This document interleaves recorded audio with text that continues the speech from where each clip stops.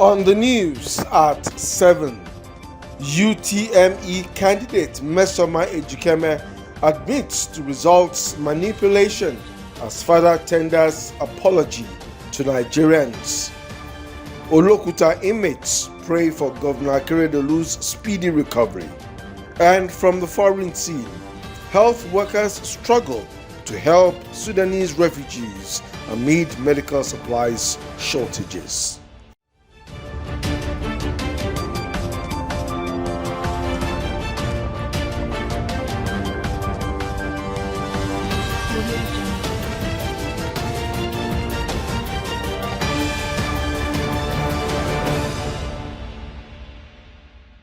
Good evening and welcome to the news at 7. I am Akinwumi Abodunde.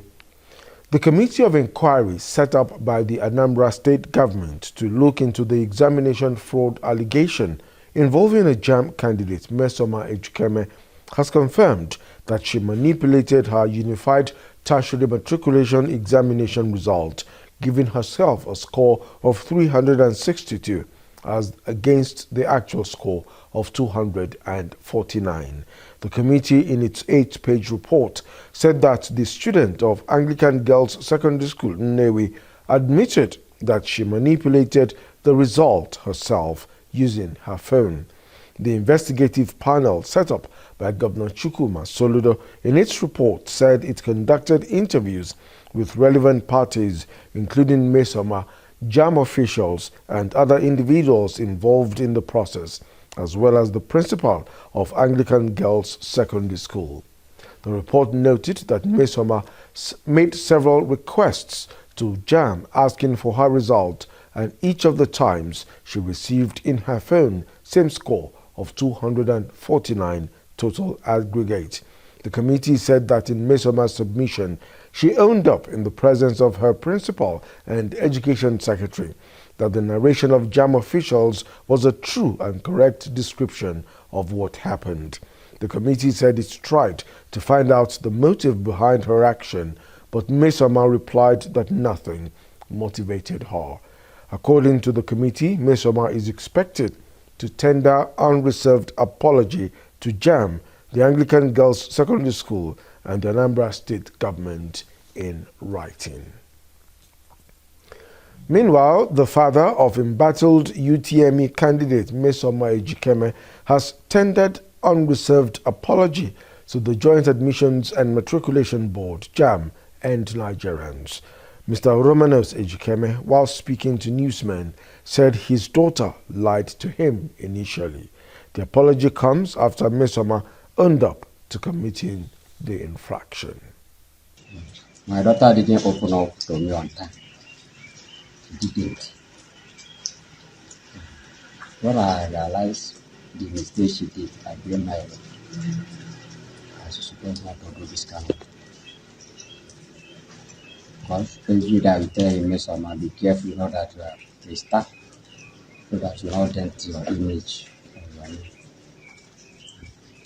But I'm still apologizing to JAMB and Nigerians to pardon her. To give her pardon as a father. In the meantime, Innocent Motors has withdrawn the scholarship it awarded Joy MMESOMA Ejikeme following her acknowledgement of forging her JAMB UTME score. The company said it made the decision to withdraw the scholarship as part of its commitment to honesty, integrity, and merit-based recognition.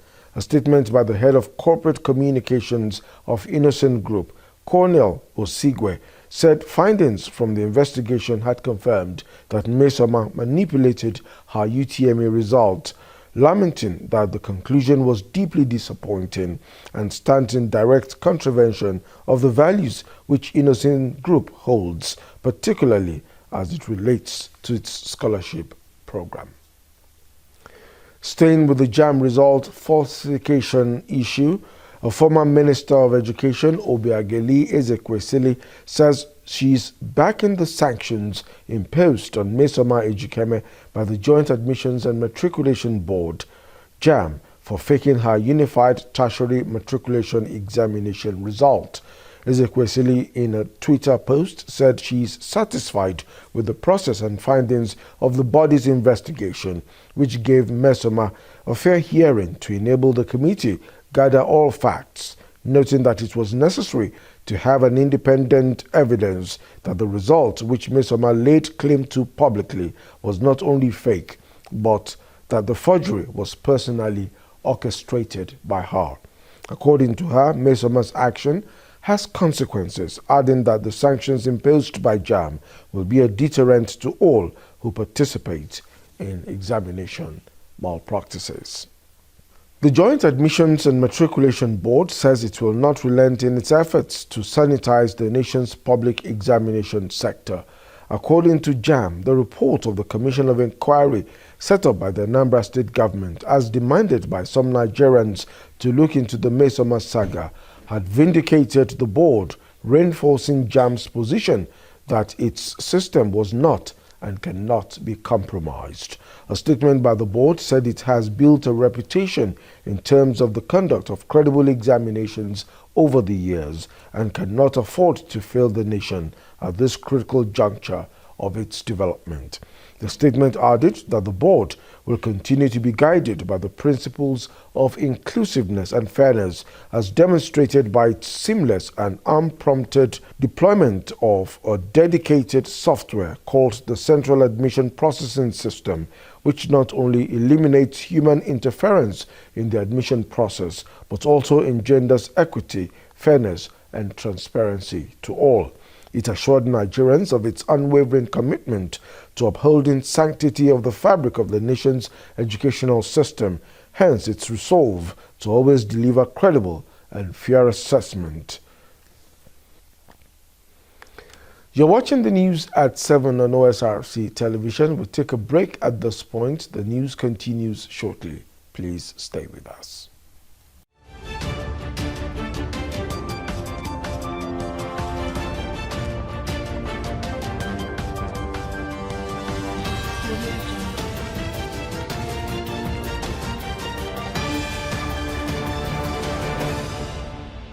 Win an all-expense-paid trip to Disneyland in the Indomie Golden Magnet promo. To participate, just buy the Indomie 70-gram pack and look for the magnet inside. Log into www.indomie.ng/Golden Magnet promo to fill in your details and enter your unique magnet code. All the Golden Magnet winners will get to experience the wonders of Disneyland. Silver Magnet winners stand a chance to win amazing prizes. Every pack of Indomie you buy comes with your favorite indomitable magnet. Terms and conditions apply. Indomie, tasty nutrition, good for you.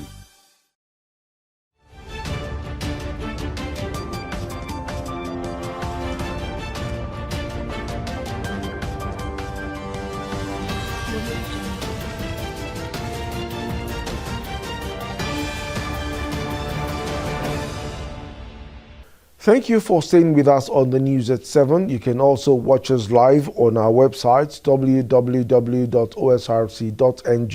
or follow us on Facebook at OSRC TV, and on YouTube you can subscribe to our channel OSRC TV Undo. Inmates of the Olokuta Custodial Center have organized a 3-day special fasting and prayer session to seek the face of God for Governor Rotimi Akeredolu's complete recovery from his health challenges. The inmates, both Christians and Muslims, said the special fasting and prayer was organized in recognition of the governor's kindness to them. OSRC's Zahid Aribisala went behind the walls to capture the prayer session for the governor, as well as President Bola Tinubu. Behind these walls at the Olokuta Medium Security Custodial Center are inmates convicted for different reasons and serving different terms of sentence. But these differences are being shoved aside as they embarked on a special 3 days fasting and prayer for Governor Rotimi Akeredolu. We are going to rise up for Mr. Governor. And thank the Lord of mercy. Christians among them gathered at the center's chapel to intercede for Governor Akeredolu on his health challenge, which has kept him off official duties for some time. For them, his goodwill towards those at the center since the inception of his administration is undeniable, particularly in granting amnesty. He's a man that loved the inmates very well. and we know the impact it's doing in our lives. That is why we deem it fit that for 3 days we are going to fast and pray for him so that God can restore him back so that he can finish his tenure in good health. That's why we are doing the prayer. And I want to also tell you that we are not going to stop. Even after these 3 days fasting and prayer, we are still going to continue to pray for him until we hear that he is back and is sound and healthy. Every year, he normally releases us, most especially those of us that he sees that we have turned a new leaf and that we are begging for a pardon, a second chance to prove that we have turned from our bad ways. So this June 12th now, because he's not around, so we couldn't felt his impact. That is why we felt like, okay, we must pray for him. Nothing must happen to him because he is our benefactor. The Muslim inmates are also not left behind in the 3 days fasting and prayer sessions as they converge to the mosque within the premises to request Allah's healing powers over the state's emsman. Pray for our governor, Governor Oluwarotimi Akeredolu, who is not in good health, for God to restore his health to the best form, because since 2017 he was being led and being appointed by God, because he led him to this point and he won't leave him alone. So he should stand firm and fear not, because God is with him. Recitation from the Holy Quran, supererogatory salat, among other Islamic prayers were medium for the supplication. The inmates are also not oblivious to some of the current socio-economic realities in Nigeria as they prayed for a successful tenure for President Bola Tinubu. Praying for our whole country, we have all been in the struggle, the rich and the poor, for a couple of years, for God to restore it to the best form for us, all of us. And the new appointed President Tinubu, Bola Ahmed Tinubu, God should empower him and give him more strength to guide us to the best path in this country. While they long for the freedom of their own, the conviction is that prayers for themselves is also key. According to officials at the facility, the Correctional Service places premium on the reformation of character through religious means. There are some constitutional duties that he is expected to carry out within the past 2-3 months now. For the mere fact that he has not been around, our inmates have not been so happy in that area. So as a result of that, they decided to go on this prayer section, that wherever he may be now, the Lord God will touch him, heal him, and let him come back safely to continue with the good works he has been doing. It is clear that the inmates believe that the return of Governor Oluwarotimi Akeredolu to the saddle will transcend to joy for them, despite being in the confines of the facility. The walls are high and the movement inside this facility is restricted, but the inmates are not deterred. They are confident that their voices will reach heaven and be accepted. Sahid Aribisala, OSRC News. Kwara State chapter of the People's Democratic Party has dismissed a rumored plan to suspend the former Senate President, Dr. Bukola Saraki, by the State Working Committee of the party. A communique issued after the SWC meeting in Ilorin, the state capital, urged party members and supporters to be calm and discountenance the rumored suspension of the former two-term governor of the state. The communique, signed by the state party chairman, Babatunde Mohammed, described the alleged plan as mischievously circulated by some people aimed at causing disharmony in the party, explaining that the enlarged meeting called on June 1, 2023 to review the outcome of the 2023 general elections was misconstrued or misrepresented by some mischievous elements. 11 members of the People's Democratic Party in the Abia State House of Assembly have served the House with a pre-action notice about the majority slots in the Assembly. In the notice, the PDP lawmakers demanded that they be allowed to produce and occupy the positions of Majority Leader, Deputy Majority Leader, Chief Whip and Deputy Chief Whip, since they form the majority of members in the state's parliament. The document alleged that the Speaker of the Abia State House of Assembly disregarded the names of the nominated House of Assembly members of the PDP sent to him by the state chairman of the party, Olwell Okere, but only read out the names allegedly sent to him by the LP, noting that it is an utter breach and violation of the relevant House rules. The aggrieved PDP legislators asked the Abia State House of Assembly to revert to the provisions of the harmonized standing orders, adding that the failure of the House to comply with the legal pre-action notice would prompt them to invite the Honorable Court to interpret the legal import of the harmonized standing orders of the House. 3 days ahead of his rescheduled appearance in court, the former senator representing Bauchi North Senatorial District, Adamu Bulkachua, has approached the Federal High Court in Abuja seeking to restrict the Independent Corrupt Practices and Other Related Offences Commission (ICPC) from investigating and arresting him. The senator had, during the valedictory session of the 9th Senate, publicly confessed to having influenced his wife, Justice Zainab Bulkachuwa's decision as appeal court judge to favor his colleagues in the Senate. His confession had ignited widespread controversy across the country. The senator in the suit sought a judicial interpretation of Section 1 of the Legislative House's Powers and Privileges Act 2017, which confers immunity on him from any civil or criminal litigation in respect of any utterance he makes on the floor of the Senate in his capacity as a serving senator. He urged the court to declare his invitation as illegal, arbitrary, oppressive, unconstitutional, and a gross violation and a likelihood of continuous infraction of the applicant's fundamental human rights as guaranteed by Sections 34, 35, 36, 37, 41, and 46 of the Constitution of the Federal Republic of Nigeria, 1999, as amended. The federal government is set to commence the trial of about 2,000 Boko Haram members arrested for participating in terror activities and has lined up 8 judges to handle the special trial. The trial will take place in Kenji, Niger State, under a secure environment provided by a special security outfit, Operation Safe Corridor, with many of the suspects already in detention at the facility. Top security sources say the arrangement for the trial of the suspects had been concluded by the Ministry of Justice in the administration of former President Muhammadu Buhari, but some logistic issues frustrated the move.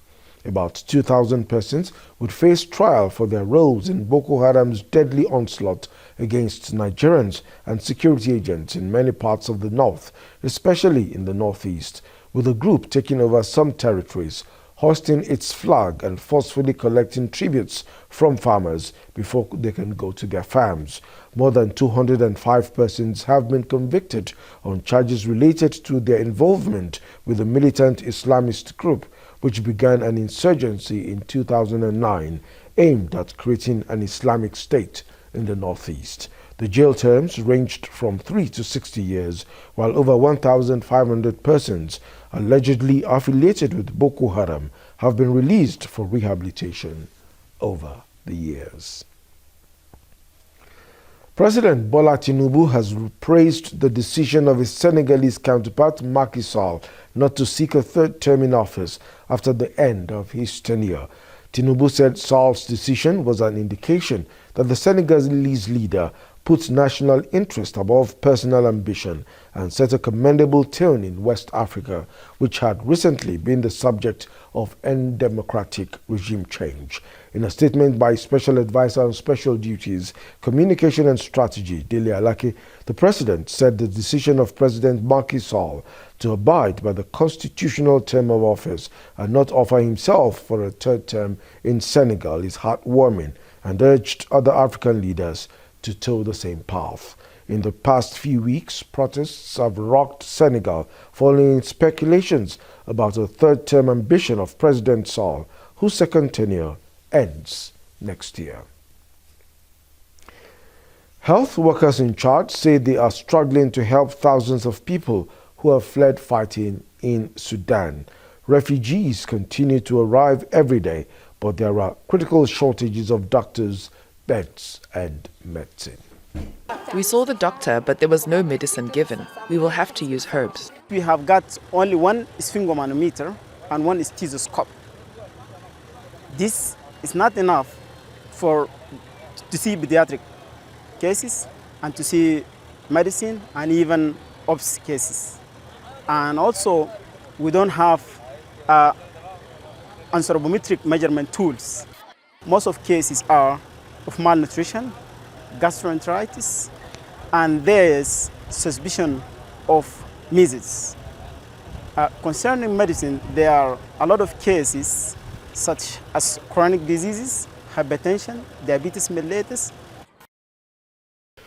The United States has defended its plan to supply cluster weapons to Ukraine after the idea was opposed by both the UN Secretary General and the German government. The White House says it is a matter of not leaving Ukrainian troops defenseless. We recognize that cluster munitions create a risk of civilian harm from unexploded ordnance. This is why we've deferred the decision for as long as we could. But there is also a massive risk of civilian harm if Russian troops and tanks roll over Ukrainian positions and take more Ukrainian territory and subjugate more Ukrainian civilians. We're working with Ukraine to minimize the risks associated with the decision. The Ukrainian government has offered us assurances in writing on the responsible use of DPICMs, including that they will not use the rounds in civilian-populated urban environments, and that they will record where they use these rounds, which will simplify later demining efforts. Moving on to sports. Super Eagles striker Taiwo Awoniyi says the team is targeting the trophy of the Africa Cup of Nations tournament coming up in January next year in Ivory Coast. The Eagles exited in the second round at the last edition in Cameroon in 2021, losing 1-0 to Tunisia after Alex Iwobi received a red card from the referee for a bad tackle. Awoniyi said the team, having achieved qualification for the next tournament, is determined to win this time, saying it is not lost on him and his teammates that every country going to the AFCON is determined to get the trophy, but said the players in the Super Eagles right now are really hungry for success. 2 goals from Victor Osimhen and 1 from Kelechi Iheanacho helped the Super Eagles defeat Sierra Leone 3-2 on June 18 to qualify for the next Africa Cup of Nations in Ivory Coast. Super Falcons captain Odome Ebi has denied reports that the team is planning to boycott its opening game against Canada at the upcoming 2023 FIFA Women's World Cup. There were reports this week that the Super Falcons were planning to boycott the encounter against the current Olympic champions over bonus disputes with the Nigeria Football Federation. Ebi claimed that the report is false and insisted the players never had a meeting where bonus issue was discussed. The Super Falcons will face Canada, Australia and Republic of Ireland in Group B at the World Cup. The competition, which will be co-hosted by Australia and New Zealand, will run from July 20 to August 20. Confederation of African Football has approved the cancellation of the second preliminary phase of the Champions League qualifiers. The 16 winning clubs from the second preliminary round will qualify directly for the group stage of the Champions League. The new rule was approved during CAF's special conference in Morocco. 9-time Nigeria Premier League champions Enyimba and Remo Stars will represent Nigeria in the CAF Champions League next season. Rivers United, alongside Bendel Insurance, also qualified to play in the CAF Confederation Cup. And now to end the news at 7, another look at the major stories. Embattled UTME candidate MMESOMA Ejikeme has admitted to manipulating her UTME results. The Committee of Inquiry set up by the Anambra State government to look into the examination fraud allegation involving MMESOMA confirmed that the student of Anglican Girls Secondary School in Inewi admitted that she manipulated the result herself using her phone. Inmates of the Lokuta Custodial Center have held prayers for the speedy recovery of Governor Oluwarotimi Akeredolu. And from the foreign scene, we told you that health workers are struggling to help Sudanese refugees who fled the ongoing power struggle between two generals amid the medical supplies shortages in that country. That's it on the news at 7. Thank you for being a part of it. Good evening.